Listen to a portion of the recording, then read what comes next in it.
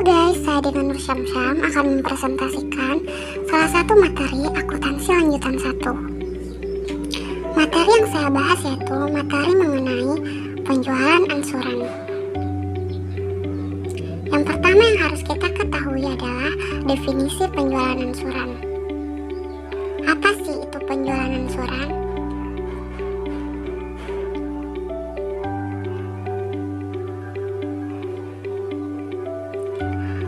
Penjualan ansuran adalah penjualan yang dilakukan dengan perjanjian di mana pembayarannya dilaksanakan secara bertahap.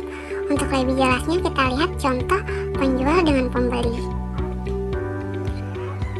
Penjual menyerahkan barang kepada pembeli, kemudian penjual menerima pembayaran pertama sebagian dari harga penjualan.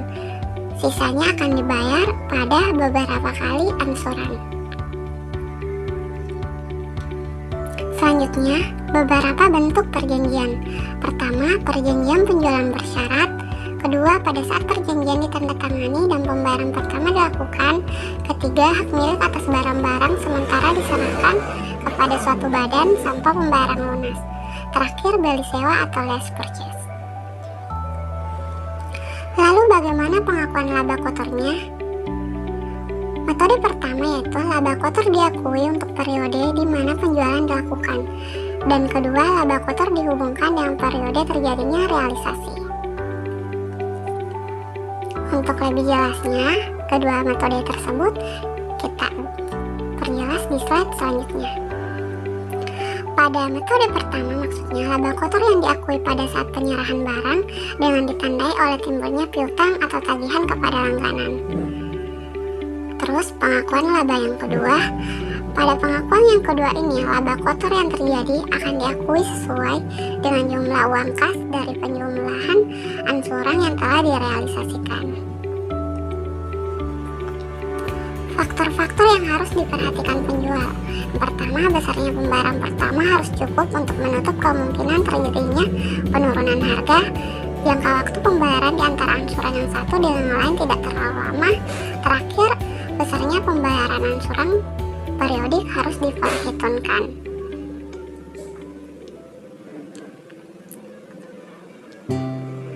Penjualan ansuran untuk barang-barang tak bergerak. Di dalam metode ansuran tersebut, perbedaan antara harga penjualan dengan harga pokoknya dicatat sebagai laba kotor yang belum direalisasikan.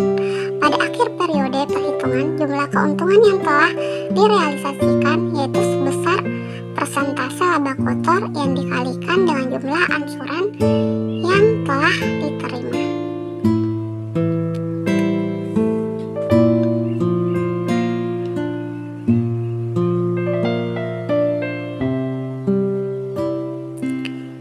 Di ansuran itu ada dua. Pertama itu penjualan ansuran untuk barang-barang tak bergerak, dan kedua itu penjualan ansuran untuk barang-barang yang bergerak. Jadi nanti slide selanjutnya kita akan bahas contoh kasus mengenai penjualan ansuran untuk barang-barang tak bergerak.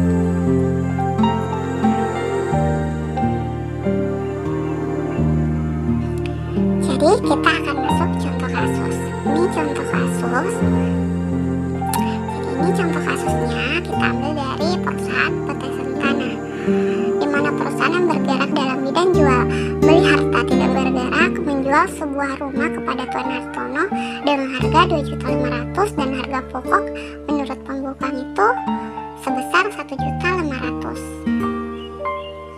Adapun beberapa ketentuan yang diatur di dalam kontrak penjualan, khususnya yang berhubungan dengan syarat pembayaran adalah sebagai berikut. Pembayaran pertama atau down payment itu sebesar 500.000, itu pembayaran awal dalam perjanjian pada perusahaan Sentana kepada Tuan Hartono.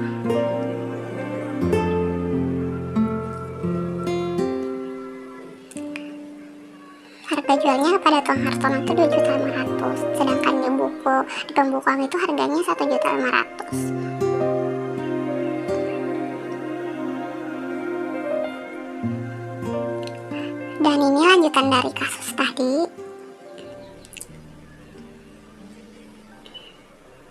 Di sini kita bisa lihat di layar bahwa perusahaan petesan tanah itu menghipotekkan rumah tersebut sebesar 2 juta.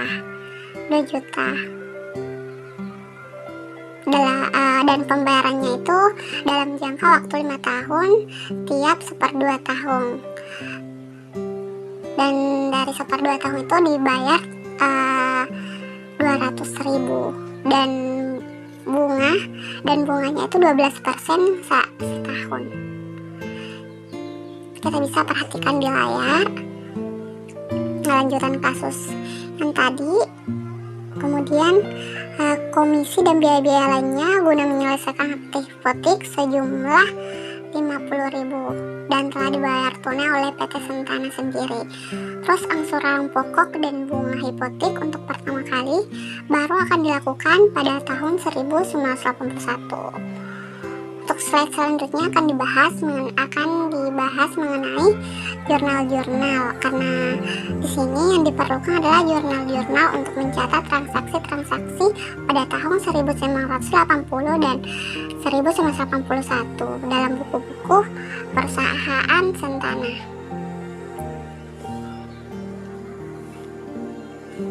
Kita masuk pada jurnalnya.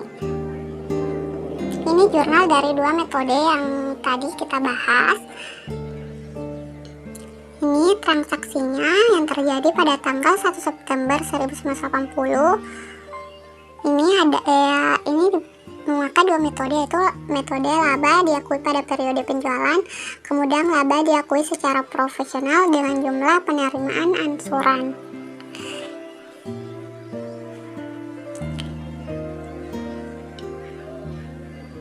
Ini transaksi pada 1 September ya.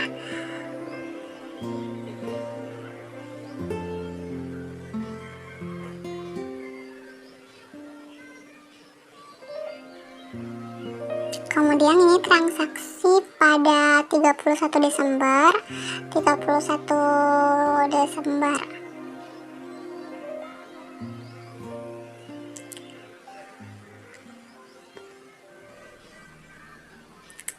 Bunganya kita bisa lihat bunganya itu 12% untuk jangka waktu 4 bulan sampai 1/12 dikali dengan bunga 12% dikali lagi 2 juta sama dengan 80.000.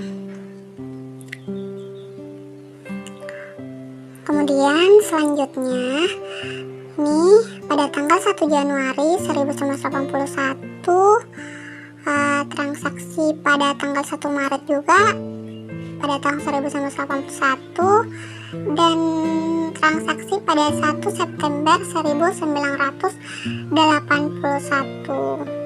Dan pada tanggal 1 September 1981 ini diterima pembayaran angsuran hipotek itu sebesar 200.000 dan bunga pokoknya.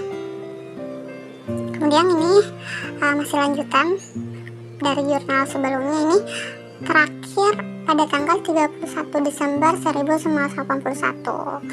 Kita bisa lihat di layar.